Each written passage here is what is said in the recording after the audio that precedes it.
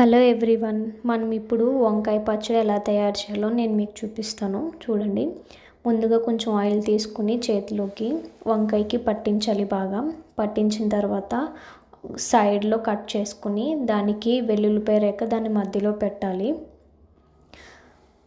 చూడండి, నేను పెట్టిన విధంగా వెల్లుల్లిపాయ రేఖ పెట్టాలి. అదేవిధంగా రెండో సైడ్ కూడా కట్ చేసుకుని వెల్లుల్లిపాయ రేఖ దాని మధ్యలో పెట్టాలి.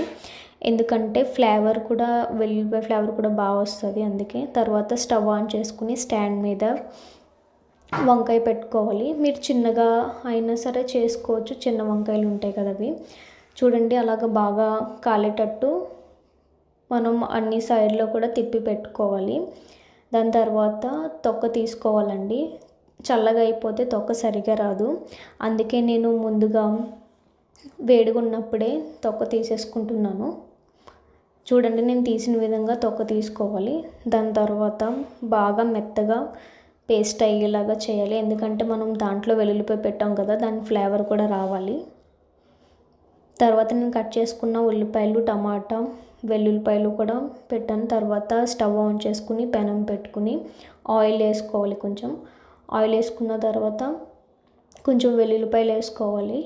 అవి కొంచెం బ్రౌన్ కలర్ వచ్చేంత వరకు చూడాలి. తర్వాత జీలకర్ర వేసుకోవాలి.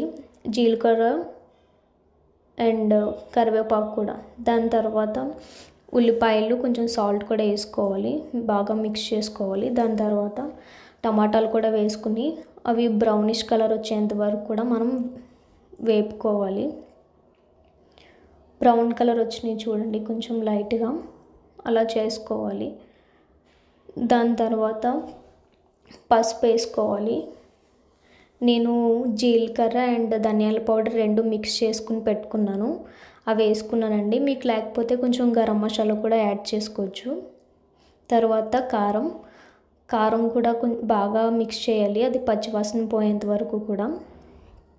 చూడండి, పచ్చివాసన పోయేంత వరకు కూడా మంచిగా మిక్స్ చేసుకున్నాను. మీరు కూడా అలాగే చేసుకోవాలి. దాని తర్వాత పేస్ట్ చేసి ఉంచుకున్న వంకాయ కూడా దాంట్లో వేసుకుని బాగా మిక్స్ చేసుకోవాలి. దానిపైన కొత్తిమీర వేసుకోవాలి.